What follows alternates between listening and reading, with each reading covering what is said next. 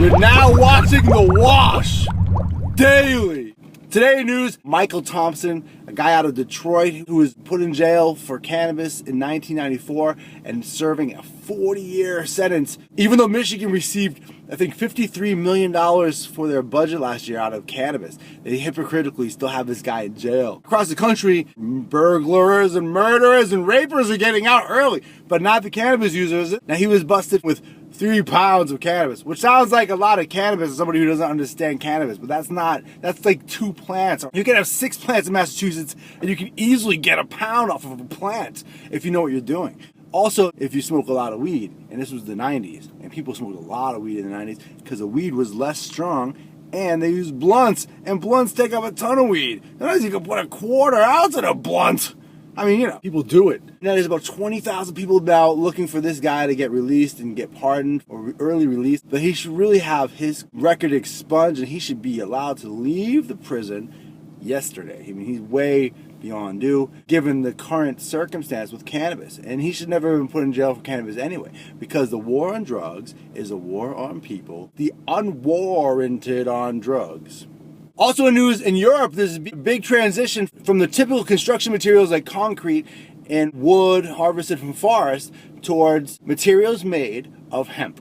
There's been reports in the Canadian hemp market that there's a lot of hemp biomass just sitting there and realize that it's undervalued, but that's bringing about change quickly, and a lot of that biomass is being purchased and that it's useful for a number of things. Now there's legislation involving new construction that requires it to be more green, and cannabis products seem to fit the bill perfectly. They're carbon negative, they reduce the amount of particulates put into the air at the time of construction, and they're not made with chemicals, so they don't have the problem that new construction has with toxicity. New homes are very, very toxic, and some of the problems that we're seeing are infecting people's breathing and lungs. Just as dangerous as the lead problem was, but now it's impossible to remediate. You can't just remove the paint because it's in the insulation. It's in the wood products that they're using. It's coming out of the floorboards and out of the ceiling. It's great news for the European market, and they're seeing a huge transition into hemp-based products for building materials.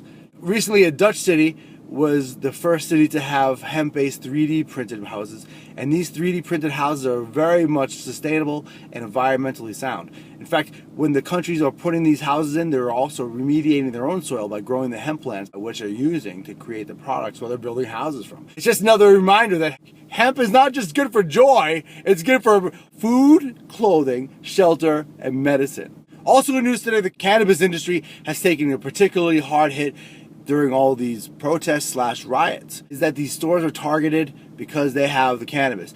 The squandering by governments of cannabis have caused it to become astonishingly valuable. Businesses who are housing this valuable material have increased exposure to problems like looting, because people want to get the cannabis that they can't get otherwise, because government regulation has made it impossible to get cannabis without smashing through windows of cannabis shops. Really, it's the fault of cannabis regulation, and it's a symptom of legalization.